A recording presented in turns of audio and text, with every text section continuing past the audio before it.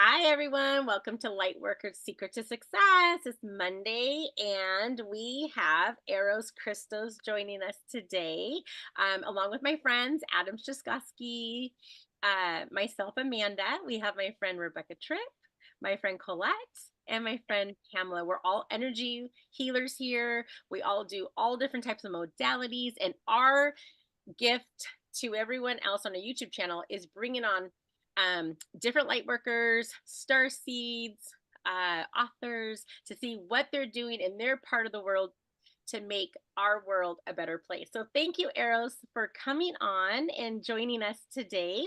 So you have several books, and I'm going to read them out here to everybody. So you have Time is Promised to No One. That one sounds really interesting.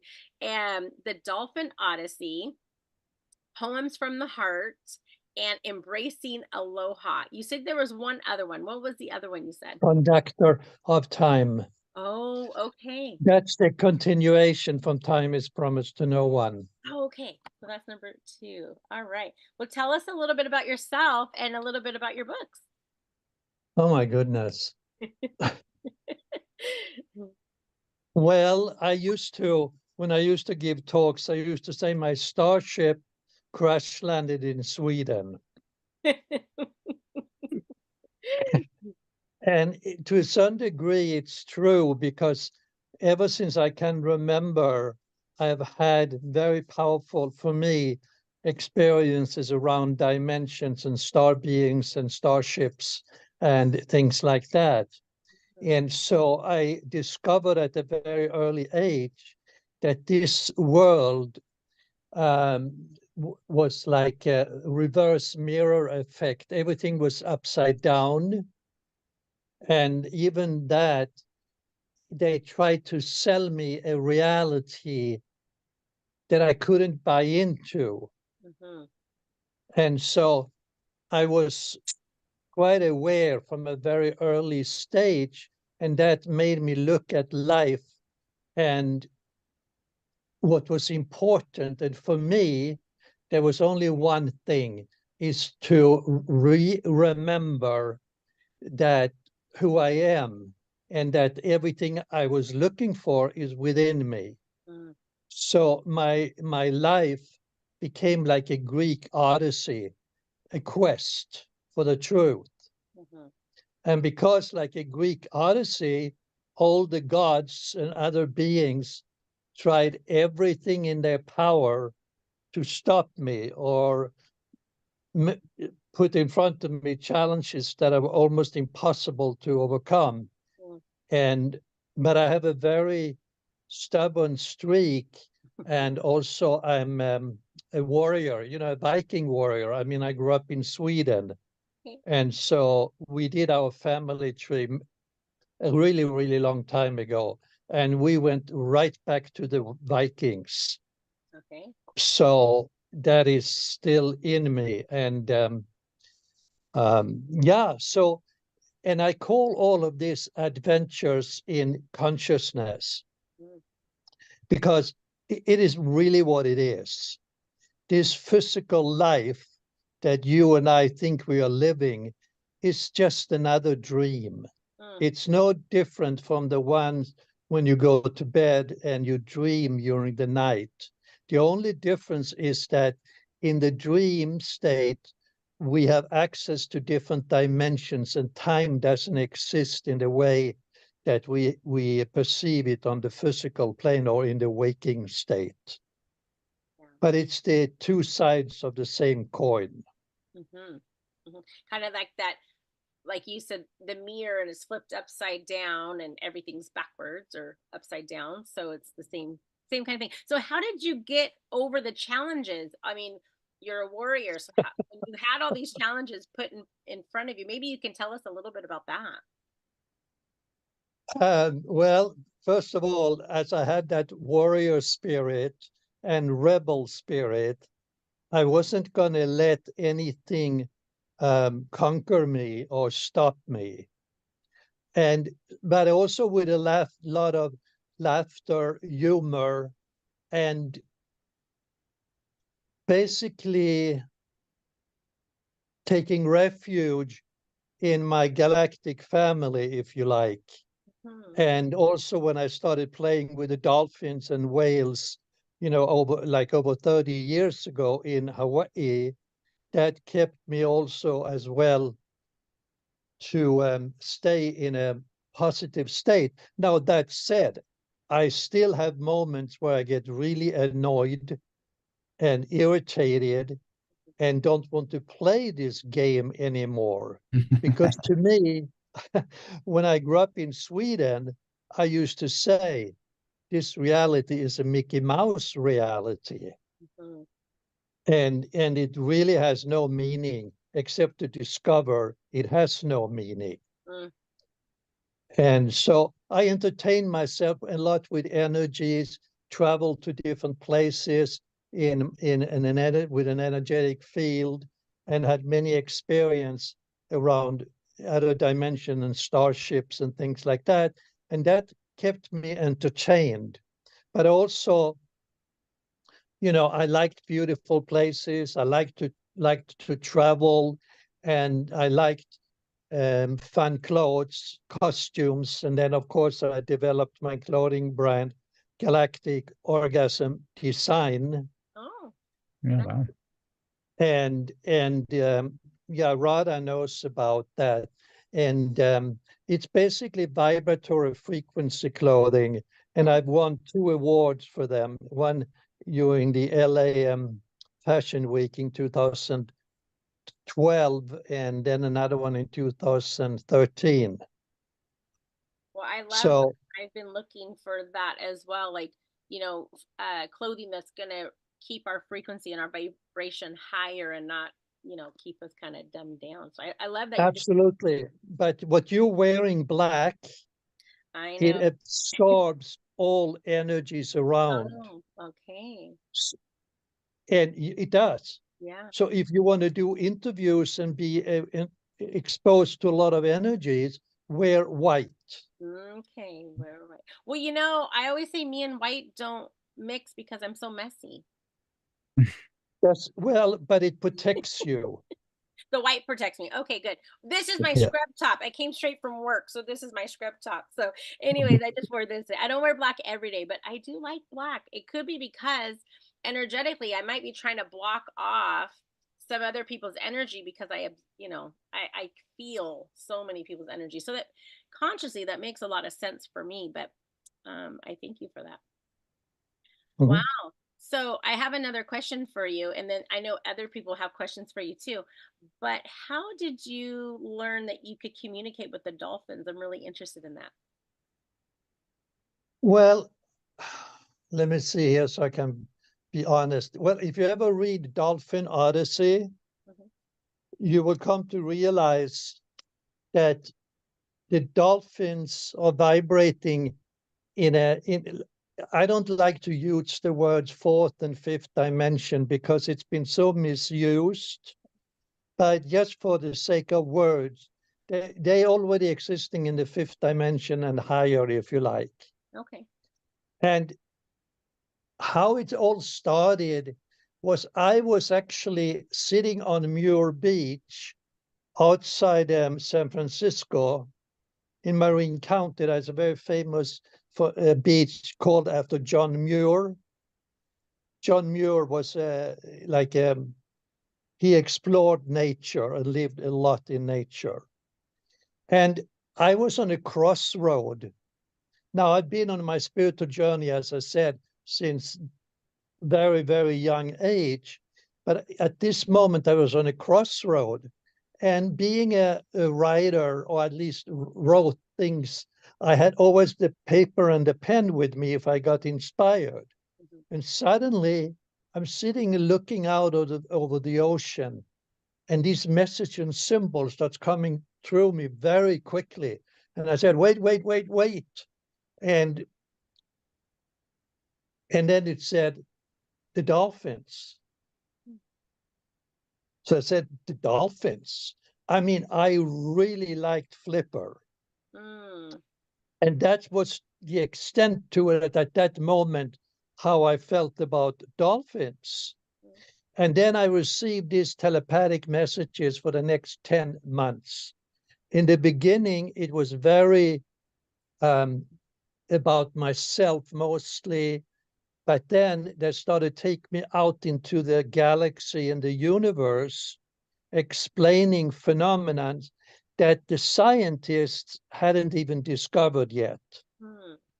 And I started writing them down, document them, and through the years, and started doing seminars and talks and vibratory meetings around dolphin energy when I lived in Hawaii mostly. And then they taught me sonic codes, which is a vibratory frequency that when I started with that in the 90s, even the word sonic was not very well known.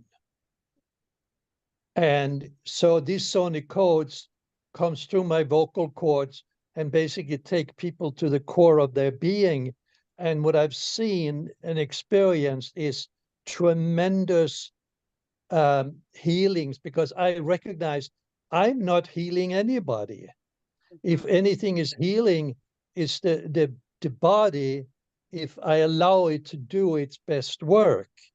I can only contribute being a vehicle for certain vibration and frequencies, and then everything is taken care of by Mother Nature. So yes, and I say miracles happens. I mean, really literal miracles, but it'd be another talk. So yeah, so then I started writing everything down, and then I thought, okay, what am I going to do with all these messages and all this information? So I started giving talks and seminars, and then after all of these years, Dolphin Odyssey came out. Nice. Yeah. Interesting. I know other people have other questions. I have many, but okay, who else wants to ask Aros a question? I'd like to ask one. Hi, nice to meet you. You're my kind of guy. But I'm curious, where do you think dolphins came from? Well, it's not where I think they come from. Sirius, the dog star, Sirius B. Okay. But the funny part of it is, because dolphins are multi-dimensional travelers, then they travel in and out of different dimensions.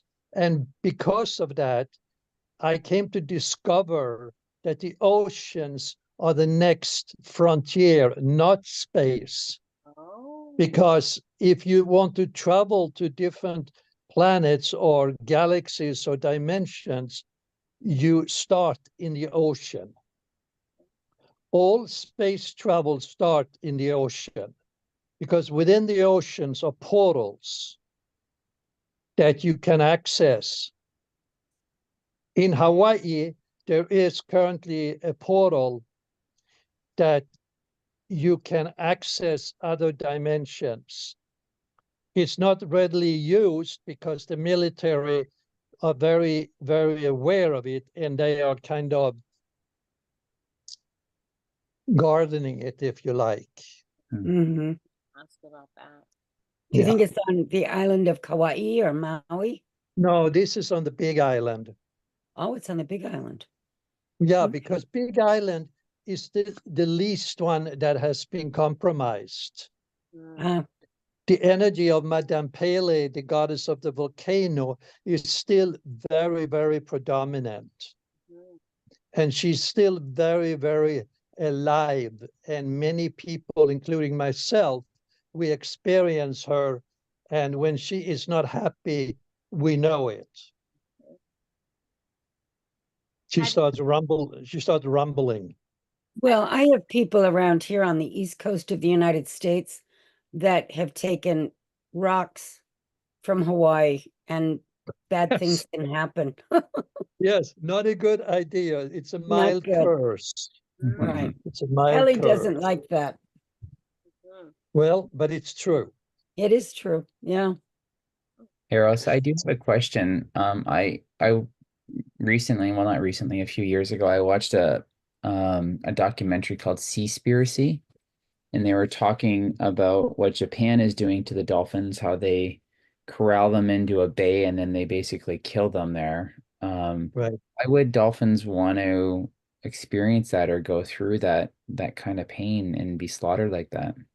Well, that's a very valid question. And the Cove, I met the producers who made that movie. And yeah, it's called The Cove. But what people don't understand, that when you're living in a higher vibration like that, it's very difficult to associate with the patterns of the human mind in its thinking process. Because when you're living in a state of joy and service and compassion and love for everything, it's very difficult to suddenly lower your vibration that, oh, they're going to hurt me. Because when I came here this time, I realized I came here because I could contribute my light to help the planet into its next awareness level, right? I wasn't thinking, oh my goodness, they might kill me, or they might do this, or they might do that. No, that wasn't at all in the forefront. It was more like, how can I serve? And so it's understandable, but the captivity of dolphins, they have done purposely so they could come close to humanity and help them in their process to evolve into a different level. Mm. So just to kind of reiterate what you said, I think that's the same kind of thing that happened with the dragons. The dragons used to be here in physical form, and now they're not here in physical form. They're in, whatever dimensional frequency that they're in. But dolphins are helping humanity go from the darkness and into the light and transform this world. Is that kind of what you're saying? Well, this is a very valid question, my friend. I think, as I said to you in the very beginning, it's everything is upside down. We are not here to transform this world, because this world is only one tiny aspect of all the different earths that exist simultaneously. We are here to remember who we really are, so we can experience the other earths in their different frequency and vibrations. And because the dolphins are already living in some of these, they are like emissaries coming here, showing us what to do. It's all about raising your vibration. It's all about that. The whole thing is to try to get out of or change the matrix, as we call it. It's foolish, because you're not supposed to change it. It serves a purpose. Mm-hmm. You're supposed to raise your vibration out of it, mm-hmm. and start understanding that everything is valid because it comes from the same source. And when you're ready that you don't want to play in this vibration anymore, you make a decision, mm-hmm. and you transcend into a different expression of your multidimensional self. Mm-hmm. Mm-hmm. Yeah, very well said, very well spoken, and I completely agree. I don't want to speak for everyone here, but I think we're all at that stage. Is we're done playing in this vibration. We're done in this frequency. Like, geez, get us out of here already. Like, beam me up, Scotty, get me out of here. Yeah, but it's not about that either. Mm-hmm. Because beam me up, Scotty. No, I used to say that too. However, as long as you degrade this vibration, you're still not getting it. Mm-hmm. Yeah. It's valid because it teaches you so many things you need to know. And Yes. when you are ready to move on, you do it with love and respect and honor. Mm-hmm. Mm-hmm. Yeah. This idea that we leave the third dimension or we cannot live here anymore is not a foolish idea, because everything belongs to one source. Mm-hmm. Everything. Mm-hmm. Love it. Thank you. And I think Colette's got a question. She unmuted. Yeah, I was curious about something that you said about the multiple Earths. So if we don't like this one, because you said it's like we're here to learn or whatever, but let's say like we feel complete, like can we just go to a different one? Absolutely. How do we do that? Do you know? Well, okay, first of all, you have to acknowledge who you are. And who are you? You're divine, multi-dimensional being. Now, what does it mean to be multi-dimensional? It means you can exist on many different planets or galaxies or vibrations simultaneously. And so there is no linear time. And when you really are ready, you feel that this vibration here has served its purpose, and you're ready to move on. You will move on. Because remember who you are. As long as you're here, you're not ready to move on. I mean, sometimes I already feel like I'm in a whole different Earth than other people, you know, because I'm not living in like the misery and the fear as much as, I mean, sometimes I'm human, right? But as much as I see like other people. And so I often feel like I'm already in some kind of different reality than other people. So I don't know if you feel like that or you are. How that works. Yes, you are already in a different dimension. You're already on a different Earth, if you like. And now the question is to maintain that longer and longer and longer, so you don't have to fluctuate between the different vibration if you don't choose to. Do I experience that? Oh, my dear, I've experienced that since day one coming to this planet. That's why it's been very challenging, because when you know what's available to you, but your service doesn't allow you at that moment to transcend, because you're here for a purpose. You signed a document, if you like, and you're here for a purpose. So, oh yes, my whole life I've experienced that. Awesome. Okay, thank you. Yeah, because I was just curious with all the different ones. And I have friends that like I have a friend that she travels and she went to an Earth where 9/11 never happened. Yes, and the because vibration was so different. Yes, it's a parallel universe. You see, everything happens everything you experience here on this planet happens simultaneously in a parallel universe. The only difference is that the outcome in the parallel universe will be different from the one here. But well, I guess we're all needed here, huh? Well, don't you know in your heart and soul that you're needed here? Yeah, definitely. What service is it just to escape when you're in service to the divine, to everything that is? Exactly. Yeah, no, I actually love it here most of the time. It's very beautiful. At least it's beautiful. You know, that's what I really love about this place. So, but there's also a lot of reminders to humanity that needs to be done still, I think.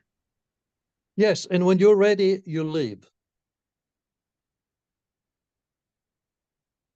Okay?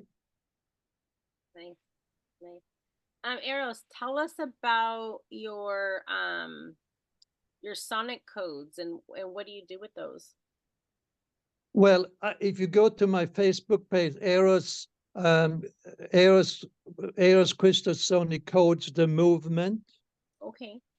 I used to have groups that I did on Zoom links, and I used to do live sessions as well a long time ago.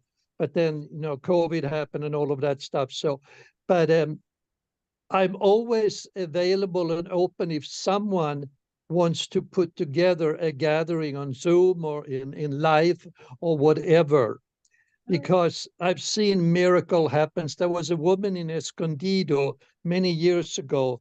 She was paralyzed for 30 years. Now she got some physical therapy, but anyway, I was guided to contact her. And after one session, she said to me, I started feeling energy for the first time in 30 years. Wow. And after several sessions, she stood up on a walker. That's just one tiny example of so many. Mm-hmm. So basically, go to that page and you can learn a little bit about it. I think there also are some examples of sonic codes on the page. Nice. And help promote it. Yeah, I love learning new modalities and new codes, and and then now these codes were downloaded to you, correct? Yes, yeah, I don't know how they came. I mean, they happened on Hawaii. I was doing some healing sessions on the lava rocks, which, you have to be careful because it's sharp and it's hot. And suddenly this vibration started coming through me. And then the Hawaiian kahuna, a woman, she heard them and she said, oh my goodness, Aros, this is the real thing. Mm. And through the years, people have had so many experience, both physically and spiritually and in all sorts of ways. Mm. Wow. Do you think the goddess there in Hawaii transferred that to you? No. No, you don't. No. It was from the Dolphins and from my galactic family. Okay. Nice. Wonderful. Tell us a little bit about your book, Embracing Aloha. Well, embracing Aloha means embracing Aloha. Mm-hmm. People think they understand Hawaii and Aloha. Unfortunately, they do not. Hawaii is a very unique place in the sense that I don't like to use the word vortex because the entire planet is a vortex. When people say Mount Shasta or Sedona or Hawaii or places that are energetic vortexes, yeah, that's true, but so is the entire planet. Mm-hmm. But Hawaii, what happens in Hawaii has a tendency of being mirrored to the rest of the world. And being that it's lava rocks that Hawaii is built upon, is very, very sensitive to vibrations and frequencies. But people don't understand that, so they treat Hawaii as its mainland, as its solid ground. Mm-hmm. And it's obviously not. Hawaii, for example, are already starting to fall back into the ocean. Mm. Now, how many millions of years? I have no clue. But, volcanoes arise and then they go back into the ocean. Mm-hmm. So, and Pele doesn't like the fact that people are treating it like solid ground and think they can do just about anything. So eventually, she will do something about it. Yeah. So, but embracing Aloha is about Aloha is a very powerful mantra, if you like. And if you read the book, every syllable A means a special word in Hawaiian, mm-hmm. like compassion, like freedom, like unconditional love, whatever, but Aloha in itself, it means divine breath. That's beautiful. I didn't know that. Well, there you go. That's what I mean. and you know a little bit of Hawaii, but so aloha means divine breath. So when people are greeting each other in Hawaii in the olden days, they honor the breath, the divine breath in you. And it's a book, it's a romantic adventure story about a deed that's been stolen by some politicians who wants to build a casino. And then Tutu, who is a 79-year-old woman who is a kahuna, but nobody knows it because she's this old grandmother, very wise and always there for everybody when she can and being of service. And she takes in 5 orphans when they are very young and help them understand who they are. And when the book starts, they are grown and living on different islands, and she's calling them back through a very powerful chant for them to take over her work and service and help usher in Hawaii and Aloha into the next millennium. And then there's romance and a bit of love and fun things as well. But it's a very easily read book, and anybody can really read it. You know, it's not discriminating to children or young people at all. That's nice. My cousin, a distant cousin of mine, her mother was Hawaiian, and then her mom like kind of cut off herself from the culture, so my cousin wasn't raised in that. But I feel like maybe if she read your book, she could feel, you know, embracing aloha again into her own life, because it is part of her hereditary. Well, when I was 11 years of age in Sweden, Helsingborg, Sweden, I saw the movie South Pacific.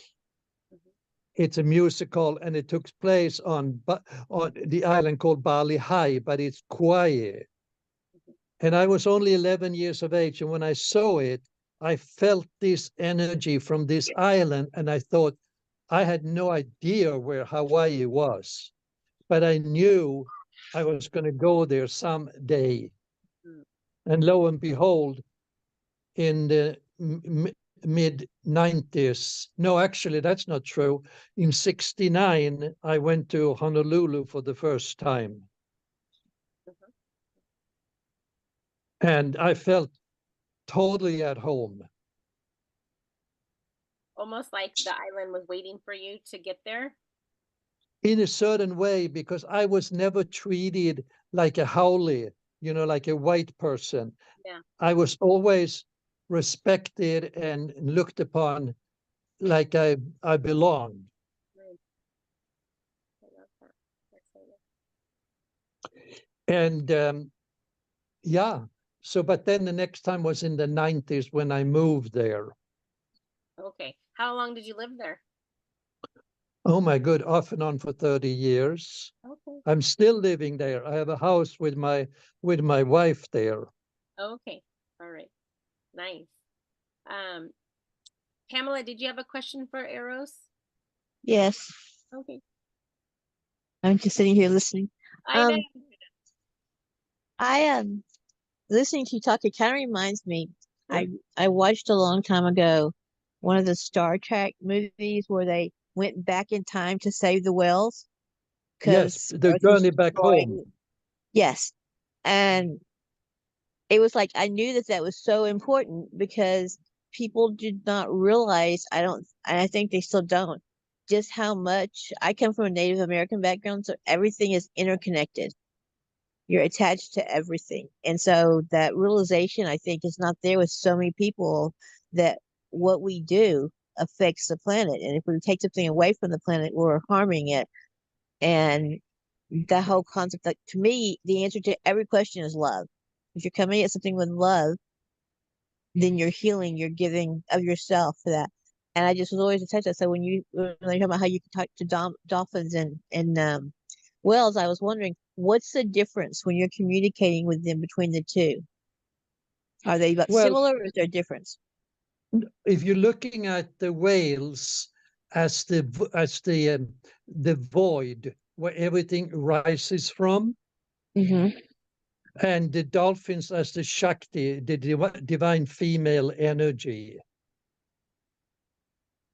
And also some scientists have said that the procreation on the planet is held in place by the singing of the whales. Right. So it's not so much that you hurt Mother Earth, you are hurting yourself. You're hurting your own evolution, your own growth, and your own understanding about who you really are. Because you just forgotten, you have known earlier who you really are, but then we forgot. And that's how the Bible was created, from that understanding that we fell from grace. You can never fall from grace, because who you are is unconditional love and grace and all these good things. But you can fall in the sense that you forget who you are. Right. I know I lived in Alaska for 5 years. And a couple of we were far enough north that not only did we see the Northern Lights, but we actually heard them sing. And to me, it was almost listening in a way to like an echo of a whale song. It had a lot of similarities. Yes, because Mother Earth is a sacred temple. Every single piece of her is sacred. Once we understand that, we don't go and look for energetic vortexes or treating them as something special.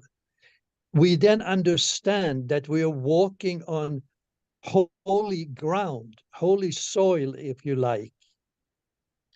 And then we can access all the secrets that Mother Earth has for us if we are willing to listen and really listen. I found that talking to you is really, it's interesting, but it's also I can feel your energy. Oh, good. And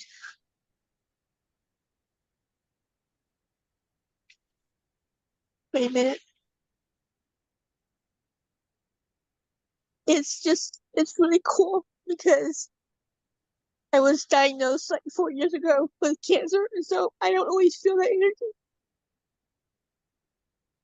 And being able to just talk to you and feel your energy is just so amazing and powerful. So always thank you.